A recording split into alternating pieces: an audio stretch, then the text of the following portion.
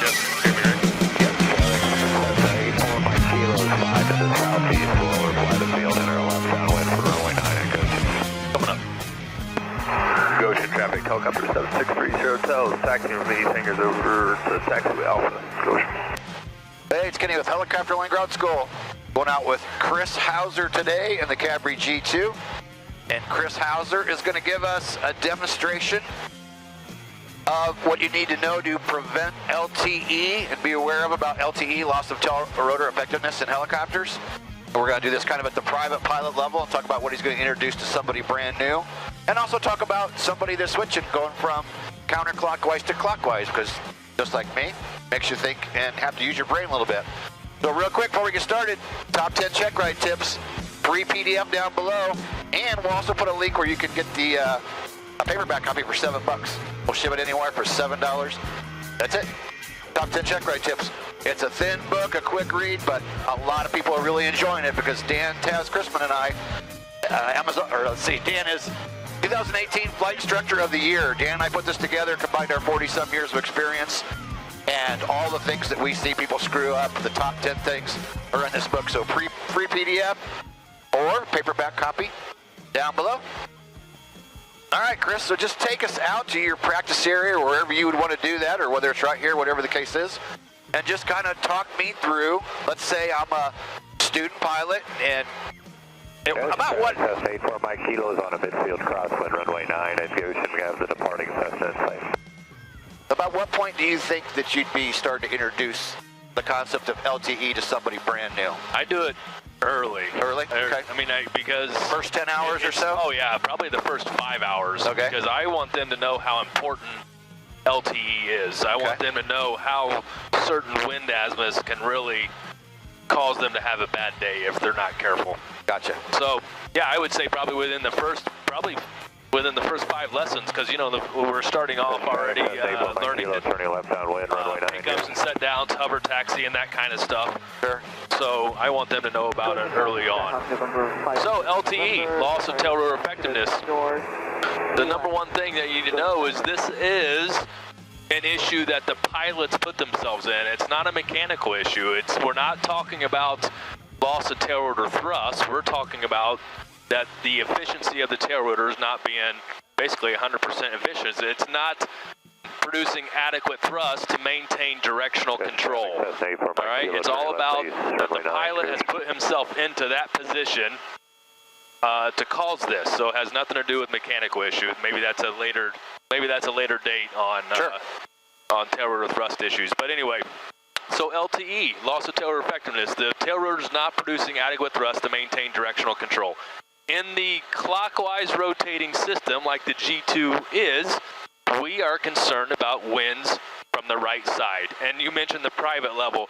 I pretty much teach my private students that wind from the right side is bad. Okay? Now you can break that down into the right quartering headwind, the right crosswind, and then the tailwind. But pretty much, if you just say, you know, be aware of issues or be aware of wind direction from the right side, then that just kind of keeps it simple for them. Okay? Now, another thing is that this condition can only occur at less than ETL. So obviously, if we're cruising at 80 knots, we're not going to get into LTE. This is a hovering maneuver when you've got a strong right wind and you're hovering around less than ETL. Okay? In a clockwise rotating system as the G2 is, if we start to have tail rotor issues, we are going to start spinning to the left, and I'm actually going to do a right pedal turn here, just kind of check my tail here since we're on the taxiway, make sure nobody's coming up behind us. Look good on the right there? Yep, clear on the right. And they're using 9, so we should be out of the way. So anyway, in the clockwise rotating system, if we have tail rotor issues, the nose is going to spin to the left. With LTE, it's going to start out gradual, and it's not going to get fixed on its own unless the pilot fixes it. Okay, so if we got into an LTE situation, the nose is slowly going to start to come left, which tail's clear on your side. Clear on the right. So it's slowly going to start to come to the left, and if we don't do anything about it, it's just going to get faster and faster and faster. Now, the natural reaction is obviously should be full right pedal. Okay, so if your aircraft is starting to go to the left, then you just need to put in full right pedal. Part of the early issues in the G2 in the US is that guys were not putting in the full right pedal. They think they had full right pedal in there, but they didn't. And then that would cause a spin and then they would crash. So as I'm putting in full right pedal, now that's our power pedal. So it's going to take a lot of power to come out of it. But Gimbal states that if we get into a spin to the left in an LTE situation, that the aircraft should come out of it. Now, it may not do it in the first turn. It might take a turn and a half. But as long as you're maintaining, you're not going to run into anything, and clearance from obstacles, you should be able to come back in, or you should be able to pull out of it. Okay? And also remember, if you pull collective up and we're spinning to the left, you're just going to make that situation worse. So you can't really pull up when you're spinning to the left. It'll just make it worse. Okay? So just for a quick little demonstration, the onset of LT is going to happen slowly. If you don't correct it, then it's going to get worse until you finally going to have to do something about it. Okay, so here we are spinning to the left a little bit.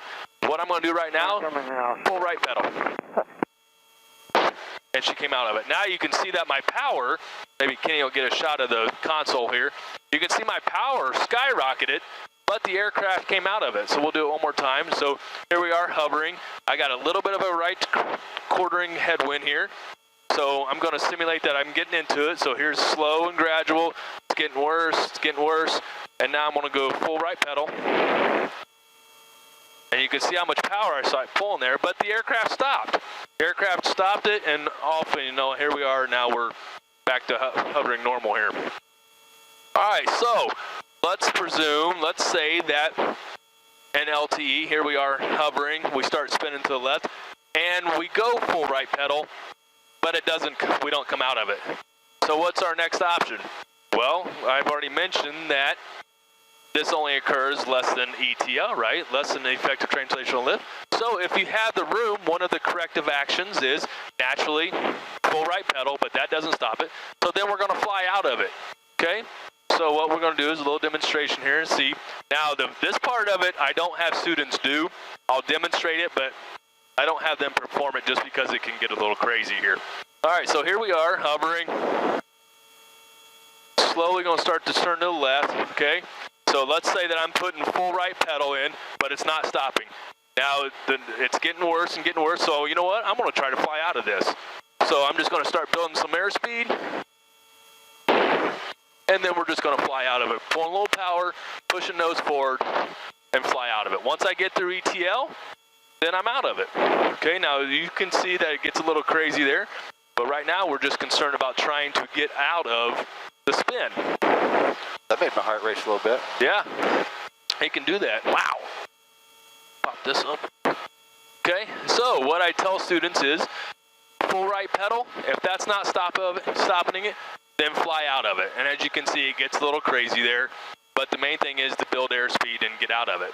Okay, now, what if you can't fly out of it, okay? What if you're hovering up to the pumps, and the pumps are right next to a parked airplane, which are parked next to a building and whatever else, and you can't fly out of it, okay?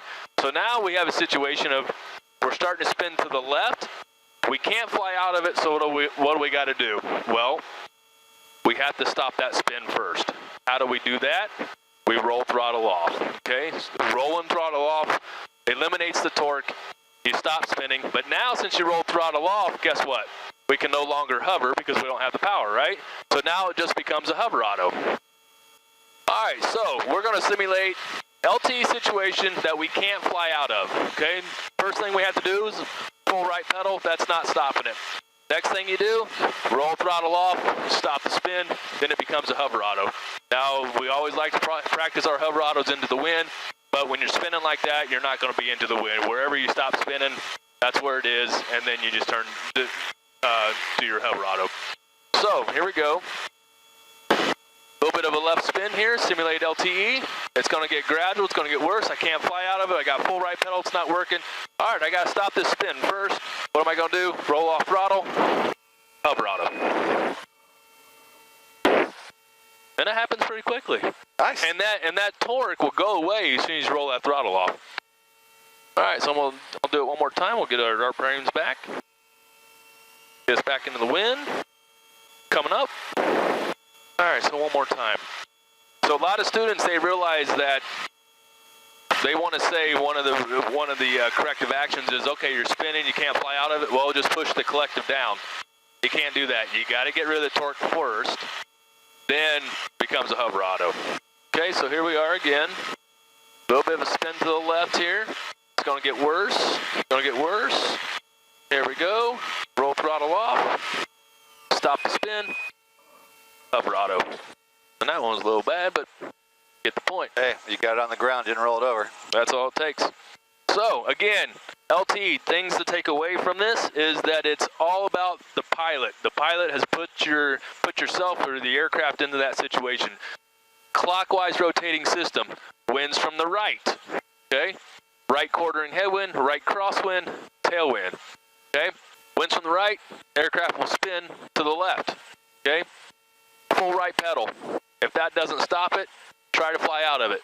If you can't fly out of it, you got to roll throttle off to get rid of the torque, then becomes hover auto. Cool. What would your advice be to people that are rated pilots and have been flying for years and have LTE in their mind one way? What's the best way to get comfortable like you've been able to do? Because you started in counterclockwise many years ago, flew them for 10 years probably, right? Yeah. Before you moved into the clockwise. So what would be just a tip for someone like me who's trying to get used to the clockwise? What's it take? Just got to practice. Yeah, train the brain. That's train all. the brain. I mean, that's all you got to do. Because I'm still constantly thinking, you know, okay, clockwise right, clockwise right. So remember, clockwise rotating system. Tail rotor issues, we will spin to the left. LTE, winds from the right. Counterclockwise, tail rotor issues, spin to the right. LTE, winds from the left. So everything is just backwards. You just got to train your brain to be like, okay, this is clockwise rotating. I'm worried about winds from my right. TE, tail rotor issues, nose comes left. Engine issues, nose goes right. Okay, so ending note would be, don't just think that, oh, I'm just going to jump in this clockwise and I'm going to go master it in 10 minutes. No. Spend some time thinking about it, read about it, get with a qualified CFI, and go practice and get used to it. Don't get too cocky too quick, just trying to go, oh, well, this is going to be no big deal. I think pilots could handle the aircraft per se, because you're really just doing opposite of what the aircraft wants to do, right? So when we pick it up, if the nose wants to go right, then I'm just adding a little bit of left pedal. I'm going to do that in a counterclockwise aircraft also. Sure. However, I think guys forget about the different scenarios like that, and the clockwise or counterclockwise is you don't think about, okay, well, in the counterclockwise, I'm worried about winds from the left, but they don't think about, okay, now it's going to be different. Going to be the opposite. So guys that have been flying counterclockwise and they're out there flying, and all of a sudden you're hovering and you get a huge gust of wind from your right side, and all of a sudden you start spinning to the left. If they haven't had training or aren't thinking about it, they may actually do the incorrect or opposite corrective action because they're so used to the counterclockwise method. And remember, I mean, it's just like in law enforcement. We practice drawing. Yep. And how many times do we do that? Because it's muscle memory. And that same thing with the rotor system is if you know nothing but counterclockwise and you're like, okay, concerned about winds from the left, you jump into G2, which is clockwise, you're not thinking about winds from the right. And like we said at the beginning of this, I would say probably within the first 5 hours, I'm talking about LTE because I want them to know how dangerous it can be, especially when you get around obstacles when you're hovering up. Like here in Goshen, we have an island or a fuel pump, or even Smithfield, you have one place that you can get fuel, and you got to hover up there to get it, and you're surrounded by parked airplanes, hangars, whatever else. There's no way to get up there except you may have to hover up there with a tailwind. So you got to be aware of what's going on. Awesome. Well, hey, do us a favor, subscribe to the channel, click the bell so we notified of our next video. Go down below to get that free PDF of top 10 check ride tips, and or grab the paperback for just $7 shipping and handling. So subscribe, click the bell, and we'll see you in the next video. Come find me, Sweet Aviation. There you go. I keep forgetting. SweetAviation.com. They have 2 aircrafts in 2 locations. Yep, Fort Wayne, Indiana, or Goshen, Indiana. Awesome. So there you go, SweetAviation.com. Click the bell, subscribe. See you next video. Peace out.